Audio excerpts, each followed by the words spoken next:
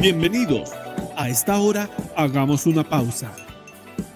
Reflexionemos a través de la teoterapia, lenguaje de vida. Es Navidad, la tierra celebra, el rico y el pobre compartirán la dicha y el gozo que en aquel día Cristo Jesús nos vino a dar. Es Navidad, la tierra celebra, el rico y el pobre compartirán la dicha y el gozo que en aquel día Cristo Jesús nos vino a dar. Hola, hola a todos, que Dios bendiga sus vidas grandemente en esta tarde. Quiero que nos imaginemos por un momento que debemos enseñarles a niños acerca de la misericordia. ¿Qué ilustración de tu vida usarías para describirles cómo se siente recibir misericordia? ¿Cómo les explicaríamos a qué se asemeja el ser misericordioso con una persona? Y preguntémonos, ¿qué significa para nosotros la misericordia? El apóstol Pablo, después de haber establecido el fundamento de nuestra vida en Cristo y viviendo mediante el poder del Señor, él habla ampliamente del tema de la salvación, haciendo énfasis en los medios misericordiosos que usa Dios para traernos a su familia. Pablo explica la relación central entre la fe, la gracia y las acciones que fluyen como resultado de nuestra salvación. Vamos a leer lo que nos dice Efesios capítulo 2, versículos del 1 al 10.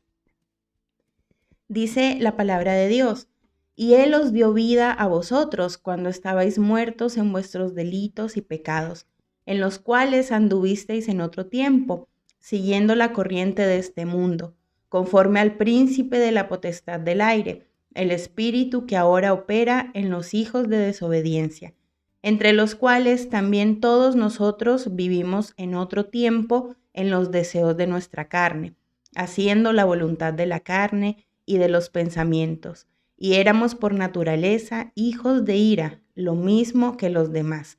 Pero Dios, que es rico en misericordia, por su gran amor con que nos amó, aun estando muertos nosotros en pecados, nos dio vida juntamente con Cristo. Por gracia sois salvos. Y juntamente con Él nos resucitó y asimismo nos hizo sentar en lugares celestiales con Cristo, para mostrar en los siglos venideros las abundantes riquezas de su gracia en su bondad para con nosotros en Cristo Jesús.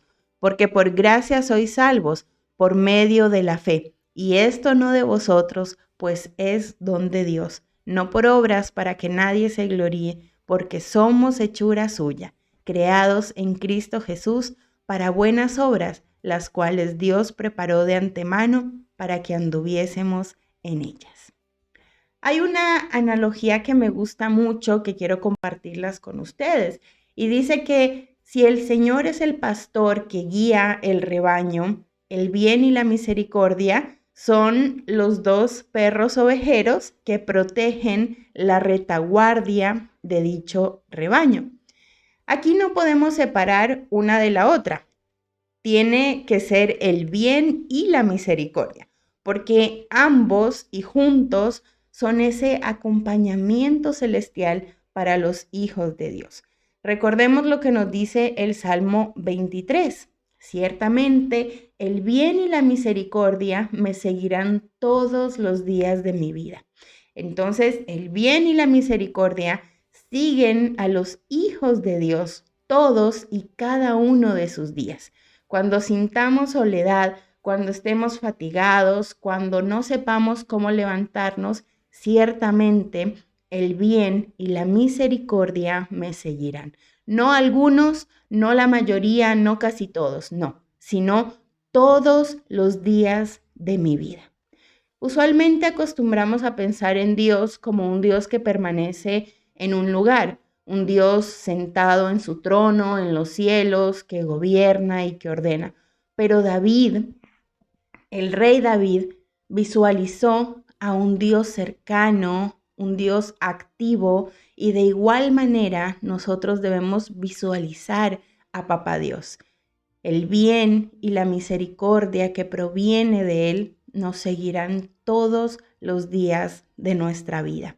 Dios, por medio de la salvación, extendió su misericordia y su amor a todos nosotros, que estábamos muertos espiritualmente a causa del pecado. Y entonces nos dio vida. Fuimos vivificados por Dios. Si bien la salvación es para bendición de nosotros como creyentes, su propósito mayor es la glorificación eterna de Dios por habernos concedido su gracia, su bondad interminable e ilimitada. Y todo esto proviene de Dios a nuestras vidas. Como dice el versículo 9 que leímos en Efesios, dice: no por obras para que nadie se gloríe. Qué maravilloso entonces todo lo que como hijos de Dios hemos recibido en Cristo. Y si Él, siendo Dios, tuvo misericordia con nosotros a pesar de nuestro pecado, ¿cómo nosotros entonces no vamos a tener misericordia con los demás?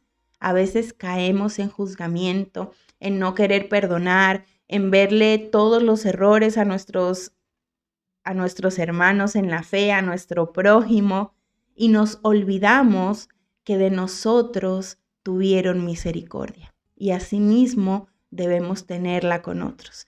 Dice el versículo 10 de Efesios 2, porque somos hechura suya, creados en Cristo Jesús para buenas obras, las cuales Dios preparó de antemano para que anduviésemos en ellas. Qué contraste tan grande y al mismo tiempo tan hermoso que vemos aquí.